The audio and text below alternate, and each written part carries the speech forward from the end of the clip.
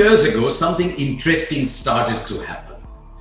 We saw in Australia especially that in the peak season, in the prime viewing season, when there were school holidays, we started to see the Shield cricket being pushed aside and the Big Bash being played in the peak season. The Shield cricket was played right at the beginning, right at the end, but prime time, we had the Big Bash.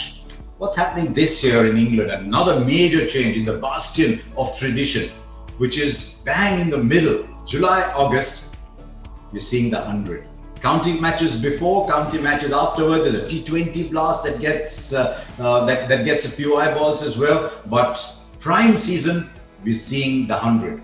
This is not a story about white ball cricket versus test match cricket. It's not a story about trying to build up your domestic assets and stay clear from ICC. It's just about subtle signs of change coming about from the way we used to watch cricket schedules.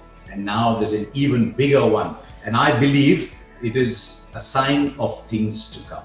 An Indian cricket team is in England. 24 players are on that squad in England at the same time. Another Indian team, not an India A side, and a full-fledged, officially pronounced India team is taking on an official Sri Lanka side in July while the test squad is in England. It's only sort of been hinted at before when Australia tried to do that and there were little murmurs of discontent, but here we are and that's happening full time. And I believe that this is the start of a new process and I won't be surprised at all if we see much more of this. There's a couple of factors to consider there though. One, does the team have enough bench strength? And let's look at some of the key teams and see what is happening to them. India, as I said, have 24 players in England, but you create an Indian white ball team, only 5 of those genuinely walk into that side. You've got Rohit Sharma, Virat Kohli, Rishabh Pant, Ravindra Jadeja, Jasprit Bumrah, maybe Mohammad Shami, but these are the 5 people who walk in. Do we have reasonable replacements for them? I mean, those are great players, you never will, but you can still construct a side without them. What about England? It's a lot easier with England because they've got Butler, Stokes, Archer. 3 people who walk into all formats, but only 3. You might say maybe Sam Curran, maybe Moeen Ali, maybe Chris Wokes, but really those are a game here, a game there. Just 3 players who are at the core. New Zealand are already starting to build a difference. Australia might have a slight issue in that Warner Smith and increasingly Labuschagne are playing white ball cricket as well, but they want Cummins, Hazelwood, Stark to play as much as possible. But in Australia, they have the 2 Richardsons, they have Meredith, they have Sams, they have Behrendorff, they have Ty, they've got enough bowling options there if the key players have gone away to play test match cricket. The West Indies have a completely different side. So you see where I'm getting. We are starting to see an almost irreversible movement towards having 2 different sides. And that means your side can play, your national side can actually be playing a test match at one time, maybe not on the same day, but around when the test team is playing, you're having the one-day side or the white ball side playing too.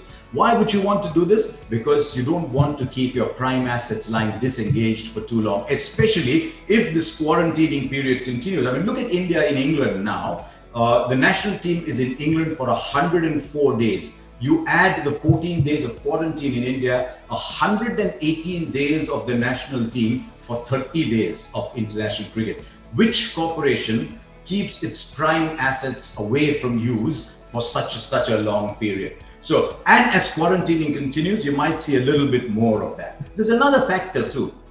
This year, for example, and this is a strange year, so I'm just giving it as an example, not as a conclusive fact, but you could have a situation where in the home season, India are only playing tests against New Zealand. Or then India go to South Africa. Say January, February, India are in South Africa. But you already have very strong relationship with a television partner who's paying you a lot of money. That television partner wants a lot of cricket. What stops you from having West Indies say, come to India? I'm not looked at the calendar, but I'm giving you an example. West Indies come to India while the Indian test team is playing in South Africa. Only one hitch with that though. If you start to discover that the white ball games are becoming far more popular than the test game, I can see people howling and crying about us demeaning test match cricket. I disagree with that. Simply because we must play as much test cricket as possible, but test cricket cannot come in the way of popular opinion. So have as much test cricket as possible. When you cannot have the main test match players alongside, can you play a little bit more of those? You're monetizing your assets a lot more, because cricket is an industry like any other. So I foresee this happening a lot more, especially as the number of T20 tournaments around the world increased. Does the T20 World Cup come more often than it has before? Or quite simply, do boards realize that this is a way of shoring up revenues, especially those that need to get more revenue outside of ICC handouts, because you have to stay as independent of that as possible. It's difficult for some countries, but you can. I mean, I can see teams like maybe Sri Lanka, maybe Bangladesh. Pakistan is also starting to develop some white ball, distinct white ball players. But in course of time, I see that happening much more, certainly with the top 3 or 4 teams. So lots of change coming up. We just see where it goes, but keep our eyes open to much more of this.